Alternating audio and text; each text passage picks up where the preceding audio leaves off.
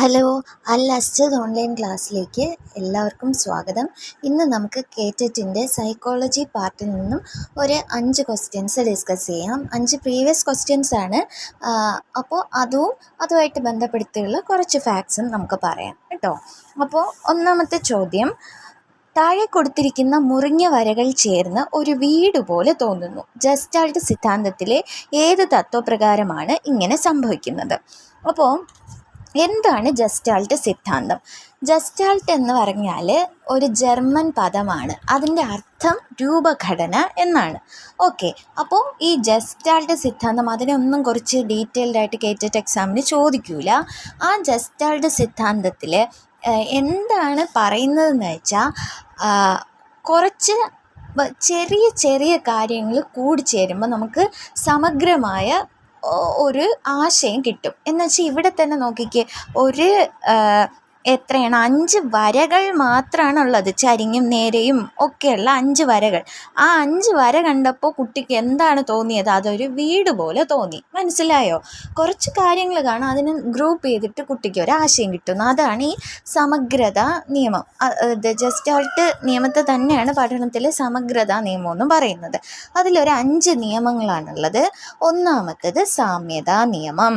അതായത് അവിടെ ആ പിക്ചറിൽ നോക്കിക്കേ, നിങ്ങൾക്ക് കാണാമല്ലോ, സർക്കിൾസ് ആണ് അവിടെ കൊടുത്തിരിക്കുന്നത് അല്ലേ. കുറേ സർക്കിൾസിനെ ഇങ്ങനെ നിരത്തി വെച്ചിരിക്കുമ്പോൾ അതിനെ ആ ഒരു ഷേപ്പ് കണ്ടിട്ട് കുട്ടി എന്ത് പറയുക? അത് സർക്കിളാണെന്ന് പറയുമോ, അത് ട്രയാങ്കിൾ ആണെന്ന് പറയുമോ?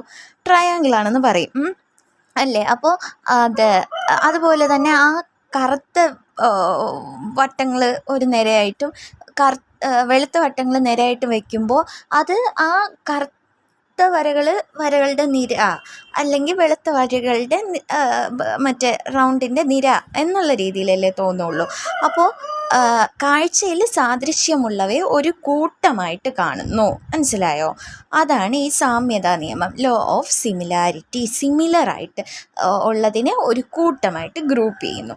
അടുത്ത് സാമീപ്യ നിയമം എന്ന് വെച്ചാൽ അതാണ് രണ്ടാമത്തെ നിയമം, ലോ ഓഫ് പ്രോക്സിമിറ്റി. അടുത്ത ചിത്രങ്ങൾ നോക്കിക്കേ. ആ ചിത്രത്തിൽ ഒരു 8 ചതുരങ്ങളാണ് ഉള്ളത്, സമചതുരങ്ങൾ. പക്ഷേ കുട്ടി നോക്കുമ്പോൾ എന്താണ്, 2 ചതുരങ്ങളുടെ 3 കൂട്ടങ്ങളായിട്ടല്ലേ കുട്ടിക്ക് തോന്നുള്ളൂ. അങ്ങനെ ഗ്രൂപ്പ് ചെയ്യും കുട്ടി. അപ്പോൾ അങ്ങനെ പറയുന്നതാണ് എന്ത്, അടുത്തടുത്ത് സ്ഥിതി ചെയ്യുന്ന അംശങ്ങളെ ഒരേ രംഗചിത്രീകരണത്തിൻ്റെ ഭാഗങ്ങളായി പ്രത്യക്ഷണം ചെയ്യുന്നു. അതായത് എന്നുവെച്ചാൽ സമീപസ്ഥമായവയെ ഒരു കൂട്ടമായി കാണുന്നു. ഇവിടെ 2 സ്ക്വയേഴ്സ് സമീപം ഇരിക്കുമ്പോൾ കുട്ടി എന്ത് പറയുന്നു? 2 സ്ക്വയേഴ്സുള്ള ചതുരങ്ങളുടെ 3 കൂട്ടം എന്ന് പറയും. മനസ്സിലായോ? അതാണ് സാമീപ്യ നിയമം കൊണ്ട് ഉദ്ദേശിക്കുന്നത്. അടുത്ത സമ്പൂർണ്ണ നിയമം. അത് ഇവിടെ നോക്കിക്കേ, കുറച്ച് പാർട്ടായിട്ട് എന്താണ്, ചെറിയ ചെറിയ രേഖകളാണ് വരച്ചിരിക്കുന്നത്. പക്ഷെ നമുക്കത് കാണുമ്പോൾ ഒരു സർക്കിളായിട്ട് തോന്നുന്നു അല്ലേ. അതുപോലെ അപ്പുറത്ത് കുറച്ച് കുത്തുകൾ ഇട്ടിട്ടുണ്ട്, പക്ഷെ അതിന് സർക്കിളിൻ്റെ രൂപം കിട്ടുന്നു. അപ്പോൾ ഇതാണ് ഒരു രൂപത്തിൽ ഉള്ള വിടവുകൾ പൂർത്തിയാക്കാൻ നമുക്ക് തന്നെ ഒരു പ്രവണതയുണ്ട്. എന്നിട്ട് എന്ത് ചെയ്യും? അത് പൂർത്തിയാക്കി നമ്മൾ ഒരു രൂപമാക്കി അതിനെ മാറ്റും. ഇവിടെ ഇപ്പോൾ നമ്മൾ സർക്കിളാണെന്ന് പറഞ്ഞതുപോലെ അതാണ് സമ്പൂർണ്ണ നിയമം എന്ന് പറയുന്നത്. അടുത്ത് തുടർച്ചാ നിയമം എന്ന് പറയുന്നത്, ഇവിടെ നോക്കിക്കോ, ഒരു റൗണ്ട് സർക്കിള് കേന്ദ്രബിന്ദു ഒന്നാക്കിക്കൊണ്ട് കുറേ സർക്കിൾസ് വരച്ചിട്ടുണ്ടല്ലേ.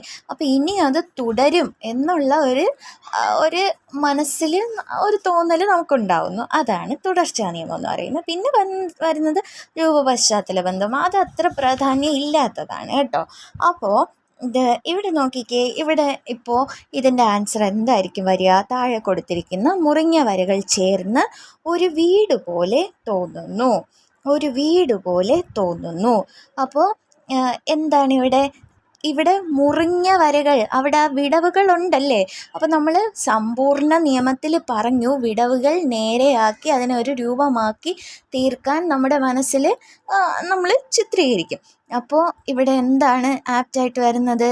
പൂർണ്ണതാ നിയമം. ഈ സമ്പൂർണ്ണ നിയമത്തെ തന്നെയാണ് പരിപൂർത്തി നിയമം, പൂർണ്ണതാ നിയമം എന്നൊക്കെ പറയും. Law of closure. Okay, next one, കുട്ടികളുടെ വൈകാരിക വികസനവുമായി ബന്ധപ്പെട്ട ചാർട്ട് തയ്യാറാക്കിയത് ആര് എന്നുള്ളതാണ് ചോദ്യം. അപ്പോൾ അത് നമ്മൾ അങ്ങനെ തന്നെ പഠിക്കണം. അത് വൈകാരിക വികാസം, ഇമോഷണൽ ഡെവലപ്മെൻറ്റുമായിട്ട് ബന്ധപ്പെടുത്തി ഒരു ചാർട്ട് തയ്യാറാക്കിയത് കാതറിൻ ബ്രിഡ്ജസ് എന്ന് പറയുന്ന ശാസ്ത്രജ്ഞയാണ്. Catherine Bridges. Okay, next question. മാസ്ലോയുടെ ആവശ്യ ശ്രേണിയിലെ ഏറ്റവും താഴെയുള്ള ആവശ്യം ഏത്?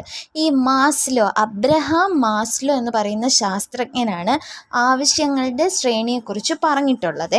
അപ്പോൾ അത് എല്ലാ എക്സാംസിനും ചോദിക്കുന്നതാണ്, ആവശ്യങ്ങളുടെ ശ്രേണി. അതില്ലാതെ ഒരു ക്വസ്റ്റ്യനും ഉണ്ടാവില്ല. അപ്പോൾ ഈ ആവശ്യങ്ങളുടെ ശ്രേണി ഞാനിവിടെ ചിത്രത്തിൽ തന്നിട്ടുണ്ട്.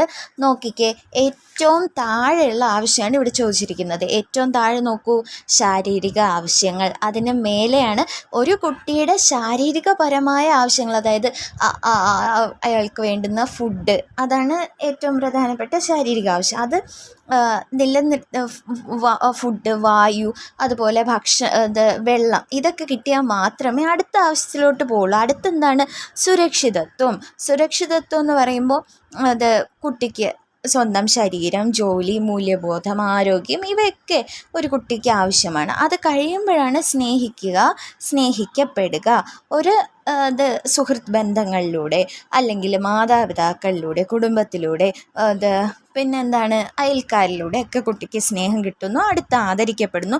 പിന്നെയാണ് വൈജ്ഞാനികമായിട്ടുള്ള ആവശ്യങ്ങൾ വരുന്നത്. അതായത് കുറേ കാര്യങ്ങൾ, വസ്തുതകൾ പഠിക്കണം. പിന്നെ അടുത്ത് സൗന്ദര്യാത്മകം എന്ന് പറയുമ്പോൾ അത് ഈ സാഹിത്യപരമായിട്ടുള്ള ആസ്വാദനങ്ങൾ കുട്ടിയിൽ വരുന്നു. പിന്നെ ആത്മസാക്ഷാത്കാരമാണ് ആവശ്യങ്ങളുടെ ശ്രേണിയിലെ ഏറ്റവും ഉയർന്ന തലം എന്ന് പറയുന്നത്. ഒരു വ്യക്തിക്ക് കഴിവിനനുസരിച്ച് ആർജിക്കാൻ കഴിയുന്ന ഏറ്റവും ഉയർന്ന തലം എന്ന് പറയുന്നത് എന്താണ്? ആത്മസാക്ഷാത്കാരമാണ്. മനസ്സിലായോ? അപ്പോൾ ഈ ആവശ്യങ്ങളുടെ ശ്രേണി ഇതൊന്നും ഡീറ്റെയിൽഡായിട്ട് പഠിക്കണ്ട, കാരണം അതിൻ്റെ ആവശ്യമില്ല കേറ്ററ്റ് എക്സാമിന്, പ്രത്യേകിച്ച് കാറ്റഗറി 4-നും കാറ്റഗറി 1-നും. അപ്പോൾ ഈ 7 കാര്യങ്ങളാണ് ആവശ്യങ്ങളുടെ ശ്രേണിയിലുള്ളത്. അതിൻ്റെ ബേസിക് ആയിട്ടുള്ള കാര്യം ശാരീരിക ആവശ്യങ്ങൾ, ഏറ്റവും ഉയർന്ന തലം ചോദിച്ചു കഴിഞ്ഞാൽ ആത്മസാക്ഷാത്കാരം. ഓക്കെ, ഇനി നെക്സ്റ്റ് ക്വസ്റ്റ്യൻ. സർപ്പിള പാഠ്യപദ്ധതിയുടെ വക്താവ് ആരെന്നാണ് ചോദ്യം. സർപ്പിള പാഠ്യപദ്ധതി എന്ന് വെച്ചാൽ സ്പൈറൽ കരിക്കുലം എന്ന് വെച്ചാൽ കുട്ടി 1-ാം ക്ലാസ്സിൽ ഒരു കാര്യം പഠിച്ചു എന്ന് വെച്ചാൽ മഴ എന്നുള്ളത് പഠിച്ചു. കുട്ടിയുടെ അനുഭവത്തിൽ നിന്ന് കുട്ടി വീട്ടിൻ്റെ പുറത്ത് നിന്ന് മഴ കൊള്ളുന്നു, മഴ കാണുന്നു. പിന്നെന്താണ്, അടുത്ത ക്ലാസ്സിൽ വരുമ്പോൾ മഴ കൊണ്ട് പ്രകൃതിയിലുണ്ടാകുന്ന മാറ്റം, പ്രകൃതി കുട്ടി നിരീക്ഷിക്കുമ്പോൾ മഴ കഴിഞ്ഞിട്ട് കുറച്ച് ചെടികൾ വളർന്നു വരുന്നു. അതിൻ്റെ അടുത്ത ക്ലാസ്സിൽ എന്ത് പഠിക്കുന്നു? അത് മഴയിൽ കുറേ നദികളിലൂടെയൊക്കെ സൈഡിൽ കുത്തി നോക്കിയപ്പോൾ കുറേ വേസ്റ്റ് കൊണ്ട് നിക്ഷേപിച്ചിരിക്കുന്നു. അങ്ങനെ ഒരു കാര്യത്തിൻ്റെ തുടർച്ചയായിട്ട് തന്നെ അടുത്തടുത്ത ക്ലാസ്സുകളിൽ പഠിപ്പിച്ച് പോകുന്നതിനെയാണ് സ്പൈറലിംഗ് അല്ലെങ്കിൽ സർപ്പിള പാഠ്യപദ്ധതി എന്ന് പറയുന്നത്. അങ്ങനെയാണ് ഇന്നത്തെ ടെക്സ്റ്റ് ബുക്കുകൾ. അപ്പോൾ ആ ഒരു പാഠ്യപദ്ധതി കൊണ്ടുവന്നത് ആരെന്ന് ചോദിച്ചാൽ അതും നമ്മൾ പഠിച്ചു വയ്ക്കണം. അതിൻ്റെ ആൻസർ എന്താണ്? സർപ്പിള പാഠ്യപദ്ധതിയുടെ വക്താവ് ബ്രൂണർ. ഓക്കെ, നമ്മൾ നേരത്തെ ഒരു ക്വസ്റ്റ്യൻ പറഞ്ഞല്ലോ, വൈകാരിക വികസനവുമായിട്ട് ബന്ധപ്പെടുത്തി ചാർട്ട് തയ്യാറാക്കിയത് കാതറിൻ ബ്രിഡ്ജസ് ആണെന്ന്.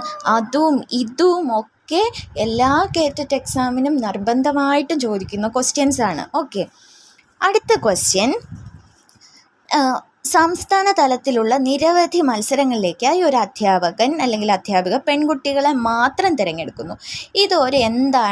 ഇതൊരു പ്രായോഗിക സമീപനമാണോ, ജനാധിപത്യ സമീപനമാണോ, ലിംഗവിവേചനമാണോ, യാഥാർത്ഥ്യ ബോധമുള്ള സമീപനമാണോ? ഈ ക്വസ്റ്റ്യൻ വളരെ ഈസിയാണ് അല്ലേ? പ്രായോഗിക സമീപനം എന്ന് വെച്ചാൽ ഇത് പ്രാക്ടിക്കലായിട്ടുള്ള അപ്രോച്ചാണ്. ജനാധിപത്യം എന്ന് വെച്ചാൽ എല്ലാവരെയും കൺസിഡർ ചെയ്തുകൊണ്ട് എടുത്ത തീരുമാനം. ഇവിടെ ആരെ മാത്രമേ കൊണ്ടുപോകുന്നുള്ളൂ? മത്സരങ്ങളിലേക്ക് പെൺകുട്ടികളെ മാത്രം. അപ്പോൾ അവിടെ എന്താണ്? ലിംഗവിവേചനമാണ്. ഈ ലിംഗവിവേചനം ആയിട്ട് ബന്ധപ്പെടുത്തിയുള്ള ക്വസ്റ്റ്യൻസും എന്തായാലും എക്സാംസിന് ചോദിക്കുന്ന ഒരു ഇതാണ് കേട്ടോ.